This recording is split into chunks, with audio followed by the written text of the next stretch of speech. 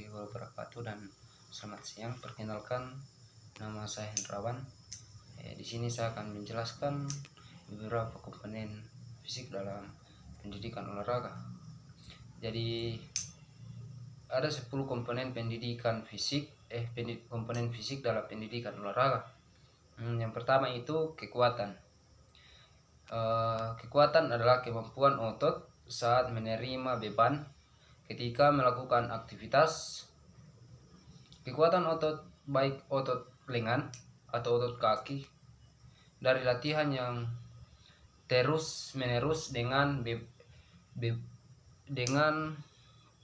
beban berat dan frekuensi sedikit.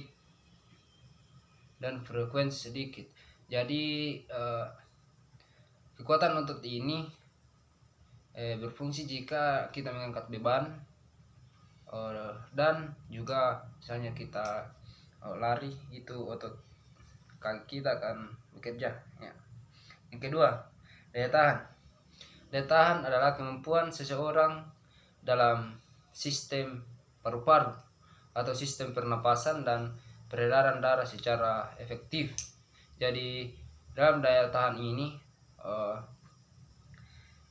sangat berfungsi pada saat kita dalam melakukan olahraga, misalnya sepak bola,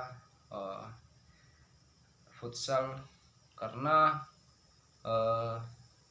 daya tahan kita sangat diperlukan.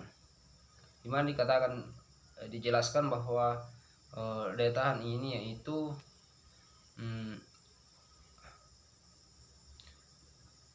sistem paru-paru dan pernapasan. Jika kita tidak bisa mengatur pernapasan dalam permainan misalnya sepak bola, maka kita akan cepat mengalami kecapean. Ya, berikutnya daya otot. Kemampuan seseorang untuk menggunakan kekuatan maksimum dalam waktu yang singkat.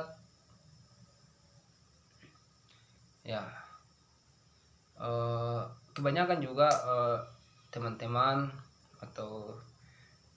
yang daya ototnya itu tidak tahan lama karena dipengaruhi oleh fisik dan kurangnya latihan, sehingga daya otot yang bisa cepat lelah, yaitu penyebabnya kurang latihan. Ya, berikutnya kecepatan. Kecepatan merupakan kemampuan seseorang untuk mengerjakan gerakan kontinu atau terus menerus dalam bentuk yang sama dengan waktu yang singkat. Kecepatan ini berfungsi sangat diperlukan dalam misalnya permainan bulu tangkis, karena permainan bulu tangkis itu sangat memerlukan kecepatan misalnya karena kita dalam permainan bulu tangkis itu rata-rata menggunakan bola-bola pendek. Berikutnya daya lentur.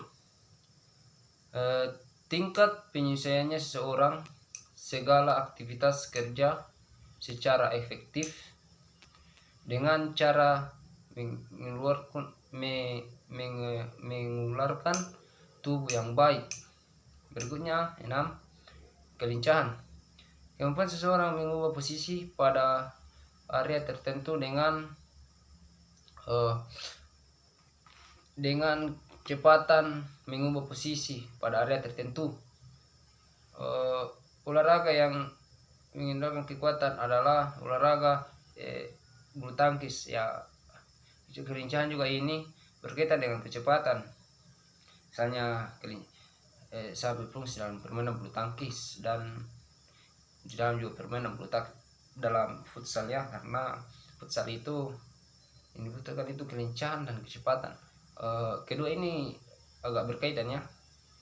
Ya, berikutnya koordinasi atau koordinating, yaitu mengintegrasikan berbagai gerakan yang berbeda dan mampu mengorganisasikan seluruh kegiatan tubuh yang baik. Di dalam koordinasi ini misalnya kita melakukan sesuatu, kita harus sedikit memiliki koordinasi tubuh ya, karena jika kita tidak memiliki itu maka tubuh kita akan cepat lelah dan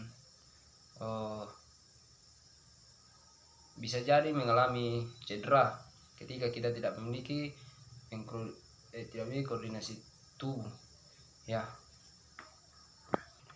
Selanjutnya keseimbangan atau balance merupakan kemampuan seseorang mengendalikan tubuh sehingga gerakan yang dilakukan dapat dimunculkan dengan baik dan benar. Jadi keseimbangan ini berkaitan dengan olahraga akrobatik. Ketetapan kemampuan seseorang untuk mengendalikan gerak-gerak bebas tubuh terhadap suatu sasaran. Keterapan ini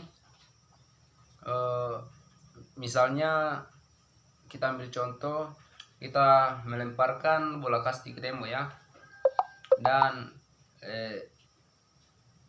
ketepatan kita di sini kita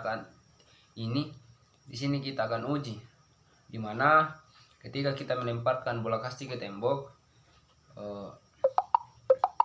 bagaimana kita melakukan gerak tubuh sehingga kita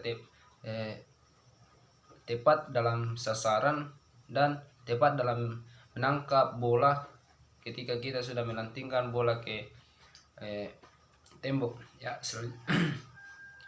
Jadi yang terakhir, reaksi atau reaktor. Kemampuan seseorang untuk segera bertindak dan menanggapi